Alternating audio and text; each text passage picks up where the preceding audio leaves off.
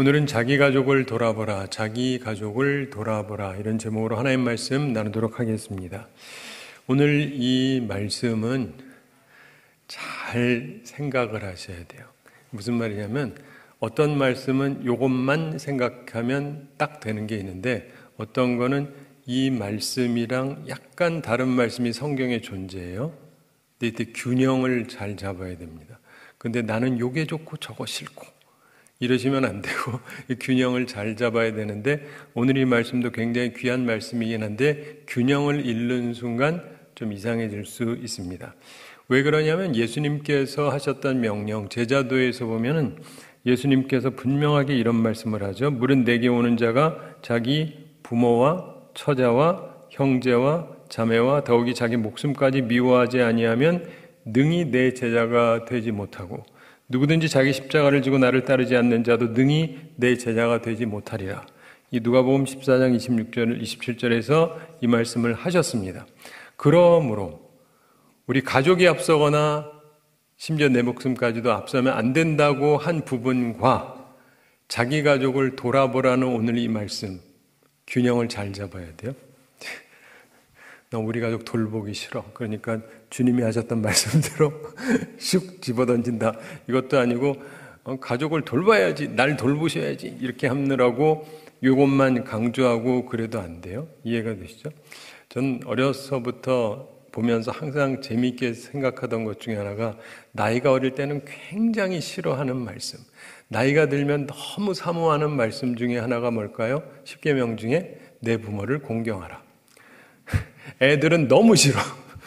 왜 맨날 부모를 공경하라고 그래? 근데 부모가 되면 그 다음에 이 말씀이 너무 은혜로워요. 내 부모를 공경하라. 항상 하셔야 되는 말씀 같아요. 자기중심적으로 해석을 하는 경향이 생기죠. 근데 이 부분도 마찬가지입니다. 그래서 이게 균형을 잘 잡으실 필요가 있어요. 그래서 주님이 하셨던 그 말씀, 제자도에 관한 말씀, 그것을 잊지 않은 상태에서 오늘의 말씀을 기억을 할 필요가 있습니다. 오늘 말씀에서 보면 친족, 특히 가족에 대해서 의무가 있다, 은혜를 보답해야 된다 이런 말씀을 해줍니다. 8절 초반에 보면 그런 말씀이 나오죠. 우리 8절 함께 읽어보겠습니다. 누구든지 자기 친족, 특히 자기 가족을 돌아보지 아니하면 믿음을 배반한 자요 불신자보다 더 악한 자니라. 아멘. 여기서 보면 누구든지 자기 친족, 특히 자기 가족을 돌아보지 아니하면 나쁘다는 얘기를 하는 건데 친족, 특별히 자기 가족, 직계 가족을 돌봐야 된다 이런 말씀입니다. 이것은 지금 사도 바울이 젊은 목회자 디모데에게 가르쳐주는 부분이고 목회할 때 기억하고 성도들의 가르치라고 말씀을 하는 것입니다. 이것도 균형이 필요한 것이 주님을 섬기는 것이기 때문에 가족이나 다 안 돌봐도 상관없다 이렇게 되면 곤란하니까 이 부분을 이야기하는 것이죠. 사랑이 가정에서부터 실천이 되어져야 하는 것입니다. 특별히 자기 가족 이런 얘기를 합니다. 자녀들은 효도해야 될 의무가 있습니다. 지금 앞뒤에서 하는 얘기가 과부 얘기하면서 나오는 거기 때문에 주로 이 이야기는 자녀가 효도해야 된다라는 의미를 담고 있다고 볼 수가 있습니다.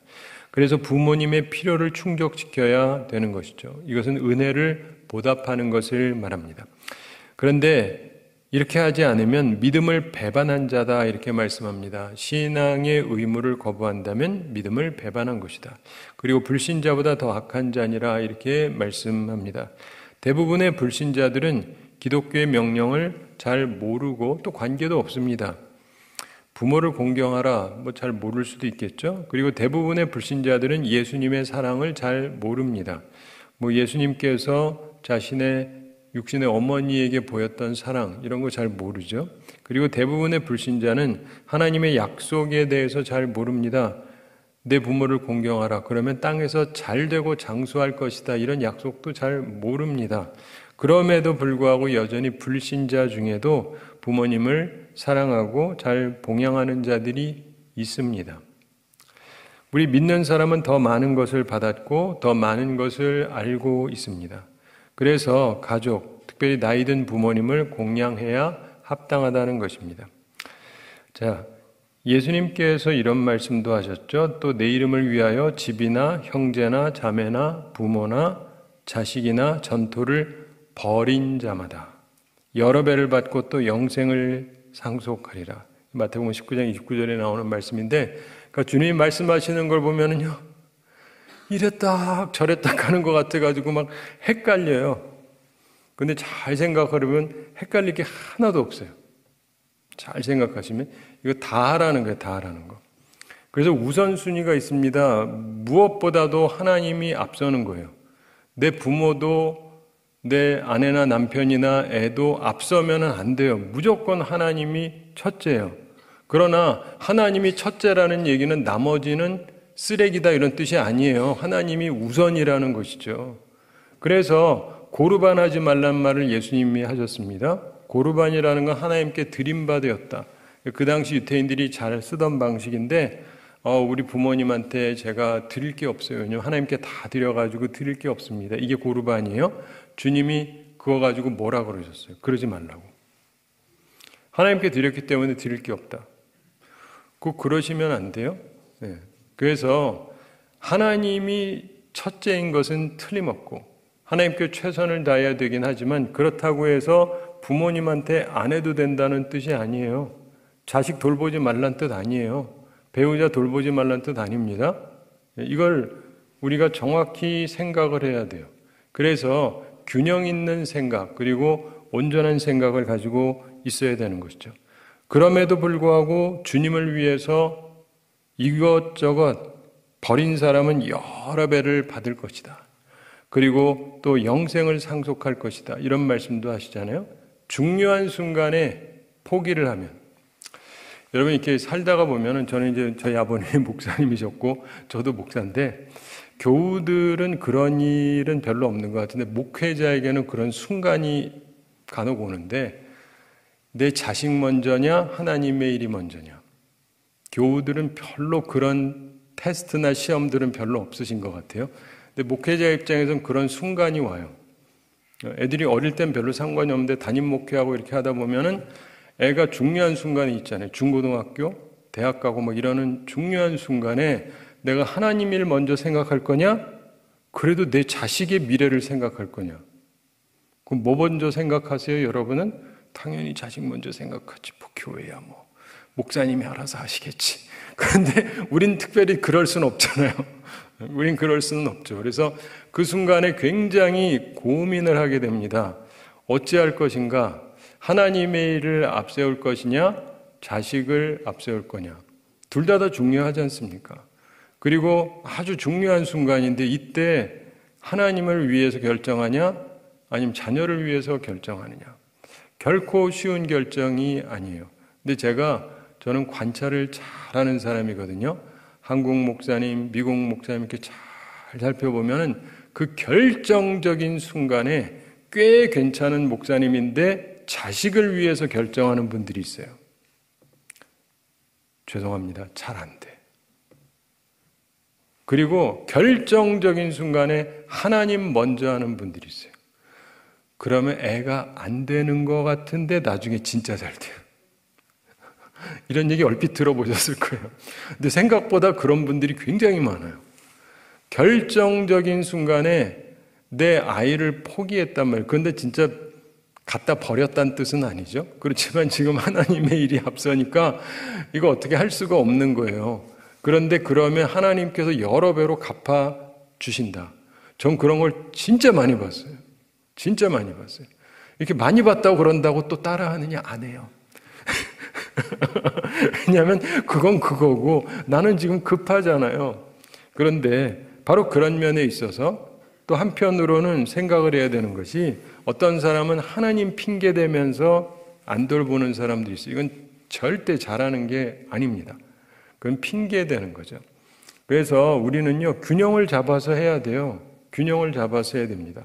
하나님의 일을 하되 또 자녀나 가족에 대한 사랑과 내가 돌봄의 것을 어느 정도는 해야 되잖아요. 이거를 우리가 잘 생각을 해야 됩니다. 그러면서 분별력의 중요성에 대해서 11절부터 15절에서 말씀합니다. 11절 함께 읽어보겠습니다. 젊은 과부는 올리지 말지니 이는 정욕으로 그리스도를 배반할 때 시집 가고자 함이니. 아멘. 여기서 얘기하는 것은 이제 어떤 명부가 있었는데 거기에다가 젊은 과부는 올리지 말아라 이런 얘기를 하는 것입니다. 그러면서 이는 정욕으로 그리스도를 배반할 때 시집 가고자 함이니. 여기서 우리가 오해하지 말아야 될 것은 시집 가고자 하는 것이 범죄하는 건 결코 아닙니다. 그럼에도 불구하고 이분들이 옛날에 그런 게 있었던 것 같아요. 그리고 사실 천주교에도 약간 좀 그런 게 있죠. 그래서 뭐죠? 그 신부님 계시고 수녀는 결혼하면 안 되죠? 네, 말하자면. 근데 이제 그런 식으로 결혼 안 하겠다. 그러다가 결혼을 하면 배반하는 게 되잖아요. 그러니까 그런 거 하지 말라는 얘기입니다. 그런 거를 아예 하지 말아라. 그래서 젊은 과부들은 그런 작정을 하지 마라. 차라리 나이 많고 과부가 된 사람은 그래도 좀 괜찮잖아요. 연세도 60 넘으셨고 나 이제 시집 안 갈래. 약간 실현 가능성이 높죠? 근데 나이가 20대, 30대인데 나 평생 시집 안 갈래요. 할 수는 있겠지만은 얼마나 힘듭니까? 또 살다가 좋은 사람 만날 수도 있는데. 그래서 젊은 과부는 올리지 말라. 그런 거에다가 집어넣어서 매이게 하지 말아라. 이런 얘기입니다. 12절 함께 읽어보겠습니다. 처음 믿음을 저버렸으므로 정죄를 받느니라. 아멘. 자, 젊은 과부는 과부 명부에 올리지 말라는 것입니다. 거절해라. 이유가 뭐냐면 교회는 이런 일로 모험을 하면 안 된다는 것입니다. 젊은 가정에 죽음이 올 수도 있습니다. 그래서 남편을 잃으면 처음에 슬프죠. 그래서 일생 과부로 살겠다고 결심하는 게 쉽습니다. 그 순간에는. 그리고 예수님만을 위해서, 교회를 위해서 온 생애를 바치겠다 이렇게 결심하기가 쉽습니다. 그 순간에는. 그러나 시간이 지나고 슬픔도 서서히 사라지고 마음이 바뀌면서 재혼을 하고 싶어지면 예수님에게 그런 혹시 맹세를 했다라고 한다면 그거를 파기하게 되죠. 그러면은 이게 약속을 깨는 거니까. 그래서 맹세를 하면 충실히 지켜야 하는 게 의무인데 깨질 약속은 하지 않는 것이 좋다는 것입니다. 그래서 그때에도 이런 부분에 대해서 주의를 주었던 것이죠. 이 젊은 과부의 위험성이라는 게 세 가지, 모든 과부가 그런 것은 아니지만 젊은 과부에게 위험성이 세 가지가 있습니다. 첫째가 정욕입니다. 11절에 올리지 말지니 이런 표현을 하죠. 올리지 말지니 이는 정욕으로 그리스도를 배반할 때 이런 말씀을 합니다. 자, 하나님 말씀의 지혜를 우리가 주의해야 됩니다. 올리지 말아라 이거는 거절하라는 것입니다. 젊어서 남편을 여인 슬픔 크겠죠. 그러나 시간이 지나면 슬픔은 가라앉습니다. 그리고 자신의 즐거움도 생각을 하게 됩니다. 따라서 젊은 사람들에 대해서 지혜롭게 생각을 해야 되는 것입니다. 그래서 정욕으로 배반한다. 이것은 사치스럽다는 뜻으로 사용되기도 했습니다. 즉 젊은 과부들이 주님만을 바라보고 밤낮 기도 생활을 하는 것을 거부하게 될 수 있다. 이런 뜻이죠. 자, 그래서 처음에 귀하게 여기던 교회의 직분, 그 실증나고 싫어하게 될 수도 있습니다. 젊은 과부가 재혼하고 싶은 마음을 갖는 것은 죄가 아닙니다. 자연스러운 거예요. 근데 그걸 매어버리면은 그 다음에 약속을 깨는 거니까 문제가 되는 거죠. 그러니까 그런 거 하지를 말아라. 12절에 처음 믿음을 저버렸으므로 정죄를 받느니라고 말씀했죠. 저버렸으므로 이거는 헬라어의 의미가 뭐냐면 따로 떼어놓는다 이런 의미입니다. 제거하다, 무시하다 이런 뜻도 되는데 처음 믿음 이거를 제거했다. 처음 믿음을 무시했다. 즉 기도 생활과 교회를 위해서 특별 봉사하기로 자기가 맹세를 했는데 그 맹세를 무시하는 것이 되어버린다. 그래서 함부로 서약하지 말라는 것이고 교회도 변질의 가능성이 있는 사람은 직분을 주지 말라는 것입니다. 정죄를 받는다. 이 개역성경에 예전에 심판이라고도 표현을 했습니다. 사랑하는 성도 여러분, 우리가 살아가면서요 약속이라는 건 귀한데 아무 약속이나 막 함부로 하지 않도록 주의를 해야 됩니다. 왜냐하면 하고 나서 보면 이게 나한테 걸림돌이 되거든요. 그래서 할 수 있는 것 그런 거를 해야지 너무 과한 거를 함부로 약속하지 않는 게 좋습니다. 그래서 저는 목회하면서 가능하면 교우들에게 작정 이런 거 잘 안 시켜요. 하게 되면 333 기도 정도만 하고 그것도 내가 꼭 하고 안 하면 벌 받겠습니다 이런 게 아니라 최선을 다해서 참여하겠습니다 정도. 그래서 안 했다고 해가지고 벌 받는다고 말하는 게 아니니까. 그래서 그 정도 선에서만 좀 생각을 하라고 하는 거지 다른 거 가지고는 별로 얘기를 안 합니다. 근데 왜냐하면은 약속해놓고 못 지키면은 그게 잘못하는 거잖아요. 가능하면 쓸데없는 약속은 안 하는 게 좋습니다. 자, 이 젊은 과부에게 생길 수 있는 또 다른 문제가 뭐냐면은 게으름입니다. 두 번째 것인데 태만의 위험이 있다고 성경은 말씀하고 있습니다. 13절 말씀 함께 읽어보겠습니다. 또 그들은 게으름을 익혀 집집으로 돌아다니고 게으를 뿐 아니라 쓸데없는 말을 하며 일을 만들며 마땅히 아니할 말을 하나니. 아멘. 자, 또 그들은 게으름을 익힌다. 자, 일단은 남편이 없잖아요. 요즘 남편하고 옛날 남편하고는 또 좀 많이 틀리죠. 근데 예전에 남편인데 남편이 없으니까 섬겨야 될 남편이 없죠. 따라서 상대적으로 일이 적습니다. 밥 해줄 일 없고 빨래 해줄 일 없고 청소 꼭 해야 되는 것도 아니고 이것저것 신경 써야 될 일이 없죠. 그래서 별다른 일이 없어서 생기는 위험이 있어요. 게으름을 익힌다. 그래서 집집이 돌아다니고 뭐 남편이 없으니까 언제 내가 들어와도 상관이 없잖아요. 그러면서 돌아다닌다는 게 뭐 항상 나쁜 것은 물론 아닙니다. 그러는 나쁜 경우도 있는 것이죠. 그러면서 쓸데없는 말을 하며 일을 만들며 이런 얘기를 합니다. 결국 소문을 퍼뜨리고 다니는 여자가 된다 이런 뜻입니다. 물론 나쁜 소문을 말하는 것이죠. 그러면서 이 말에 있어서도 이게 세 번째 문제점입니다. 그러니까 젊은 과부가 정욕의 문제가 있고 나태해지는 게으름의 문제가 있다면 세 번째가 말의 위험성이 있는데 쓸데없는 말을 하기 쉽다는 겁니다. 13절 후반에 있죠. 쓸데없는 말을 한다. 예전에 개역성경에서 망령된 편론을 하며 이렇게 말씀했습니다. 이걸 요즘에 쉽게 알아듣게 쓸데없는 말을 자꾸 하고 다닌다 이런 얘기인데 어리석은 이야기를 경박하게 늘어놓는 것입니다. 여성 중에서 할 일이 없으니까 자꾸 어떤 얘기를 가지고 떠드는 분들이 있어요. 남의 험담을 피하려면 열심히 생활하고 가치 있는 지식을 머리에 넣어야 합니다. 할 일이 없고 배움도 없고 참견하기를 좋아하는 여성이 되면 그 다음에 모든 면에서 주변을 피곤하게 만드는 사람이 될 수가 있죠. 그래서 교회를 대신해서 문제를 해결하는 것이 아니고 문제들을 만드는 사람이 될 수 있는 것입니다. 직분이라고 하는 게 순기능이 있고 역기능이 있죠. 그래서 그 직분을 통해서 좋은 기능을 발휘할 수도 있고 나쁜 기능을 발휘할 수도 있습니다. 따라서 너무 젊다라는 것은 주의가 필요한 것이라는 것입니다. 바로 그래서 성경이 말씀하는데 젊은 과부는 시집 가라 이렇게 말씀합니다. 젊은 과부는 시집 가라.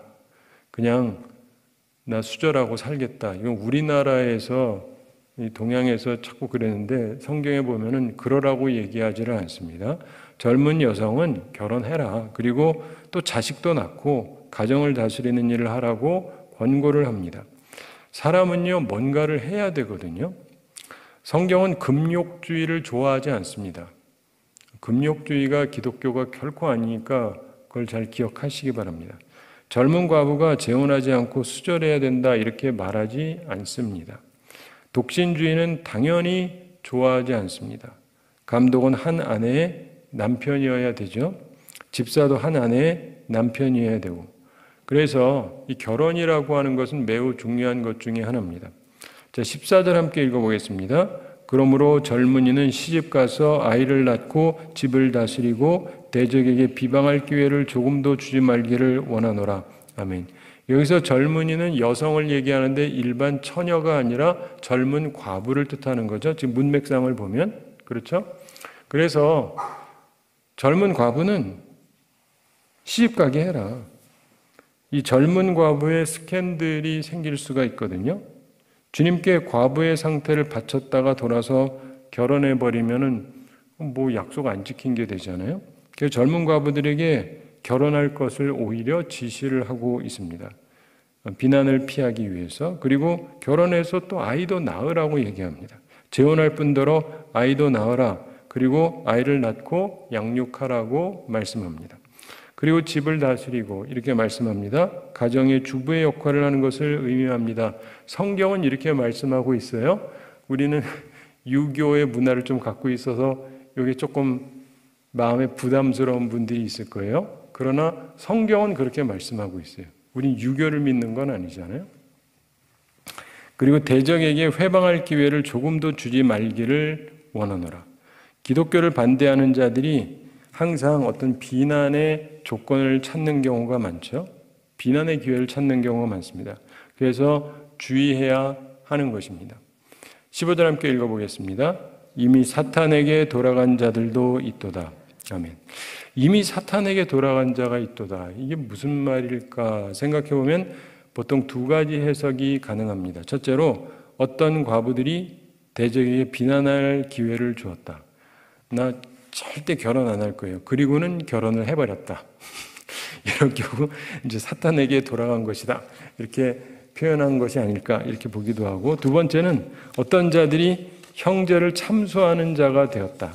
즉 기독교를 비방하기 시작했다는 것입니다. 저거 봐. 이 기독교인들은 절한되니까 지 말 하나도 안 지키고 말이야.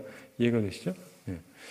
그래서 사실 이런 면에 있어서 우리가요, 불필요한 약속, 불필요한 말은 안 하는 게 좋습니다. 제가 예전에 미국에 있다가 한국에 들어왔더니 그때 한국에서 어느 저보다 나이 좀 많이 드신 분이에요. 그분이 교회에서 이 말을 하면 교인들이 굉장히 좋아한대요. 그래서 꼭 하래요. 무슨 말이요? 제가 이 교회에다가 뼈를 묻겠습니다. 그럼 교인들이 굉장히 좋아한대요. 아무 데도 안 가고 난 여기서 죽을 때까지 충성을 다하겠다는 거기 때문에 너무 좋아한대요. 근데 주님께서 가라 그러면 가고 있으라 그러면 있어야 되잖아요. 근데 그건 그거고 하여간 교인들이 그래야 좋아한대. 떠날 땐 떠나더라도 그렇게 얘기해야 돼. 그래가지고 제가 그 말을 했을까요? 안 했을까요? 저는 안 해요. 이게 제 문제예요. 그래도 립 서비스를 자꾸 좀 해드려야 되는데. 근데 아니 그렇잖아요. 우리는 주님이 있으라 믿고 가라면 가라고 하는 거지 뭐 교인들의 비유를 맞추는 게 우리의 첫째 목표는 아니잖아요. 물론 교우들을 사랑을 해야 되는 거죠. 당연히. 그렇지만은 우리는 주님의 뜻을 따라가는 게 1번이잖아요. 목회자는 특별히 그렇고 여러분도 다 마찬가지죠. 예. 근데 우리가 살아가면서 보면은요, 그런 말을 했다. 그리고는 안 지키면은 어떻게 되겠어요? 아이고, 목사가 돼가지고 말은 그렇게 하고 뭐 이러지 않겠어요? 그러니까 또 그리고 어떤 사람은 또 그런 말을 들으면서 저거 봐 목사들이 뭐 말을 지키냐 뭐 하면서 할 수도 있고, 근데 다 문제가 있죠. 근데 근본적으로 제일 중요한 거는 그런 말을 안 하는 게예요. 그냥 제가 최선을 다할 테니까 저를 위해 기도해 주십시오. 이게 맞잖아요. 제가 왔으니까 최선을 다해야 되고 잘할 수 있도록 기도해 달라고 그러고 열심히 해야죠. 그렇죠? 그 이상으로 더 가는 거는 아니에요. 사람이 만사가 있잖아요. 어느 선에서 그쳐야지 이렇게 너무 이쪽으로 혹은 너무 저쪽으로 이러는 것들이 좋은 것이 아닙니다. 그래서 오늘 이 말씀을 통해서도 우리가 배우는 것이 있는 거죠. 그러면서 참 과부는 교회가 도우라는 말씀도 겸해서 마지막으로 합니다. 16절 함께 읽어보겠습니다. 만일 믿는 여자에게 과부 친척이 있거든 자기가 도와주고 교회가 짐지지 않게 하라. 이는 참 과부를 도와주게 하려 함이라. 아멘. 과부 친척이 있으면 어떻게 해요? 네, 자기가 좀 도와주는 것이 합당하다. 그런데 그런 사람이 없는 경우가 있어요. 진짜 홀로 있는 분 있잖아요. 그 경우는 교회가 해야 된다. 그래서 참 과부는 교회가 도와줘야 되니까. 그래서 이거를 균형 있게 얘기를 하고 있습니다. 여러분 생각해 보셨는지 모르겠는데 내 가족을 내가 사랑하고 안 돌보면 누가 사랑하고 돌보겠어요? 간혹 어떤 분들은 이렇게 생각해요. 자녀를 키우는 분들에게도 도전이 되는 얘기겠지만 나도 애 낳아서 키우는 게 어렵죠? 애 24시간 보려면 얼마나 힘들어요. 그렇죠? 힘든 건 알겠는데 그래가지고 딴 데다 맡깁니다. 그리고 뭘 기대해요? 내가 하는 것 이상의 사랑을 기대해요. 그게 가능할까요? 내 자식도 안 되는데 남의 자식을 보면서 그 부모가 하는 것보다 더 사랑하는 사람이 혹시 있을 수는 있어요. 정말 위대한 인물이죠. 그런데 나도 못하는데 내가 엄마가 돼가지고 나도 못하는 거를 저 사람은 해줄 거다? 에이. 사람이 있잖아요. 최소한의 합리성은 있어야 되잖아요. 그렇지 않습니까? 이걸 생각을 잘 하셔야 돼요. 단지 나도 상황이 그래서 남한테 맡길 수는 있죠. 그리고 그 사람이 나만큼은 못하겠지만 그래도 내 사정이 그러니까 이렇게 맡길 수는 있겠죠. 근데 그런 거에 대한 기대감이나 이런 것들에 대해서 실제적인 기대감을 가져야 맞는 거예요.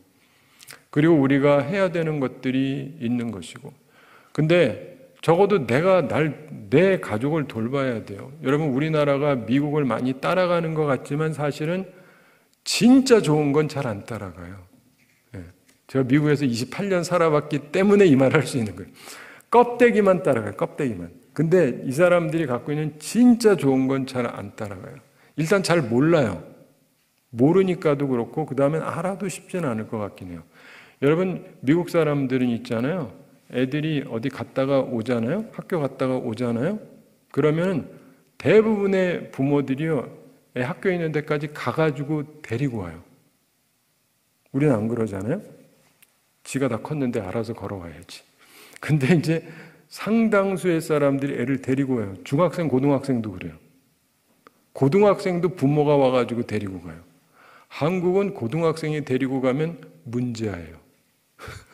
이놈이 어디로 튈까봐 해가지고 아주 제가 첫애는 미국에 있을 때 고3 때도 이렇게 해줬는데 둘째는 여기를 딱 왔더니 중학교 1년 동안은 다니더니 그 다음에는 자기 혼자 가겠대. 너 데리러 가줄게. 오지 마시래.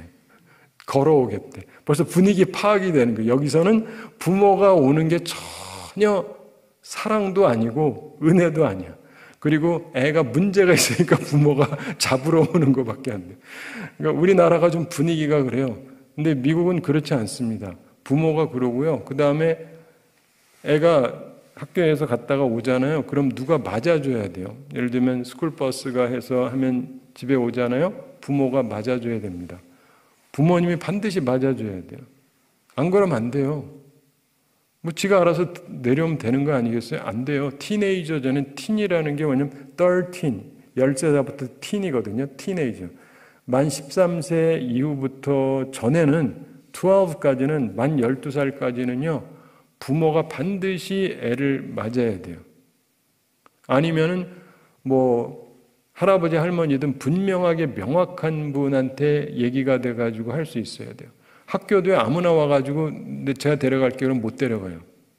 정확하게 부모나 정확하게 이게 기록된 사람만이 데려갈 수 있어요.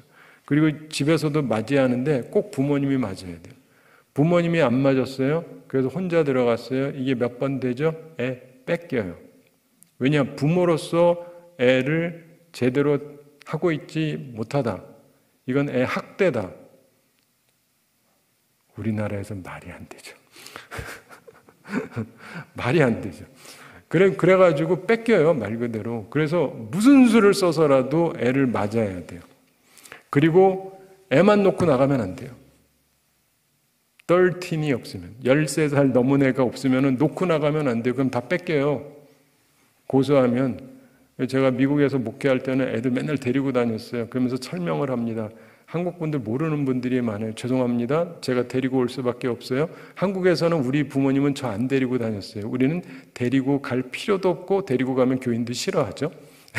그런데 미국에서는 안 데려가면 법적으로 하자가 있으니까. 제가 담임인데 근데 안 데리고 가면 이게 누가 고소하면 애 뺏겨요. 그래서 양해하십시오. 그리고 이제 데리고 가고 그랬는데 한 가지 분명한 거는요. 굉장히 피곤하긴 한데 그러니까 부모한테 책임을 지라는 거예요. 사회가 책임지는 게 아니라 당신이 책임지라. 미국도 사회가 책임져 줘요. 그렇지만 당신이 책임 안 지는데 누가 책임질 수 있느냐? 그 책임 안 지면 그럼 우리가 책임지겠다. 손 놔라 이거예요. 이해가 되세요? 잘 이해가 안 되죠. 저도 처음엔 이해가 안 됐어요. 이게 뭐냐? 근데 하다가 보니까 그래서 그런지 좀 달라요. 우리나라랑 미국이랑 부모 자식 관계라든가 이 모든 게 생각보다 굉장히 다른 부분들이 존재해요. 근데 사랑하는 성도 여러분, 우리가 살아가면서요, 내가 내 자식을 사랑하지 않고 내가 내 자식을 안 돌보고 내가 내 자식을 책임 안 지는데 누가 책임지냐고요. 여러분 수요일 날 나오시니까 제가 말씀드리는데 교회에다가요, 애들 맡기면은 알아서 잘 교육될 거다. 아이고 주여, 나도 못 가르치면서 거기 온 사람들은 잘 가르칠 것 같으세요? 이 수요일 날 나온 분들 보세요. 쭉 살펴보세요. 누가 나왔나? 이 중에서 여러분 자녀를 가리키는 교사님이 나와 있어요? 모르죠. 교사가 누군지도 모르니까. 이따 치고 몇 명이나 있을까요? 거의 없어요. 여러분만큼도 교회 출석을 안 하고 여러분만큼도 말씀을 안 듣는 사람이 여러분보다 더 잘 가르칠 거다 교사라는 타이틀만 있어서 그럴 수가 없어요. 저는 하여간 목사인데 한 이상한 소리를 너무 많이 하죠.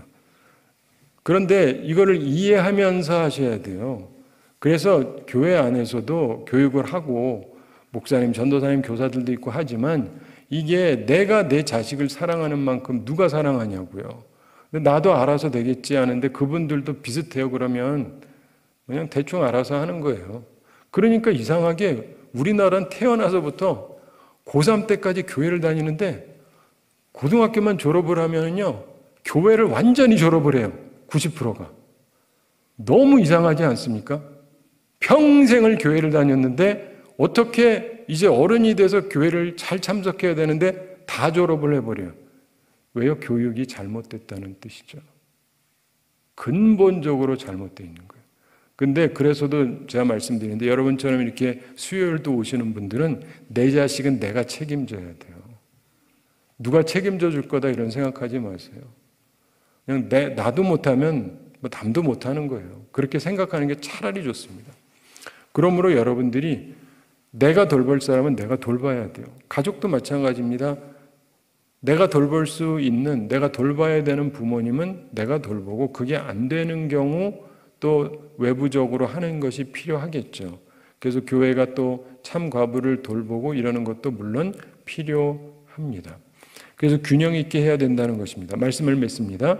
사랑하는 성도 여러분, 오늘 말씀에서 친족에 대한 의무를 얘기합니다. 물론 우리는 예수님을 따르는 사람들이기 때문에 예수님이 먼저임에 틀림없지만 또 동시에 그것만 가지고 얘기하면서 친족에 대한, 부모님에 대한 이런 것들 또는 어려움을 처한 사람에 대한 내 책임을 무시하면 안 됩니다. 두 번째로 어려움에 처한 자에 대한 지침에 대해서 얘기하는 특별히 젊은 과부에 대한 얘기입니다. 여러분 남이 어려우면은요 그리고 평생 사세요라고 제발 얘기하지 마세요. 그냥 외롭게 사세요 계속. 이러지 말고 젊은 사람이면 새롭게 좋은 오해하지 마세요. 남편이 돌아가자마자 당장 찾아 이러진 마시고 그건 또 말이 안 되죠. 그래도 좀 슬픔의 시간도 갖고 해야 되지만 그러나 젊은 사람인데 그러면 이게 슬픔의 시간도 지나가고 그러면 또 이 사람이 새로운 시작을 할 수도 있는 거예요. 근데 주변에서요 따뜻한 말 해주면 하기가 쉬운데 주변에서 분위기가 혹시 딴 남자 생겼어? 째려보면서 뭐 이래 이렇게 하면은요 뭐 못하죠. 그렇잖아요. 그래서 지금 말하는 게 별거 아닌 것 같지만 굉장히 큰 거예요.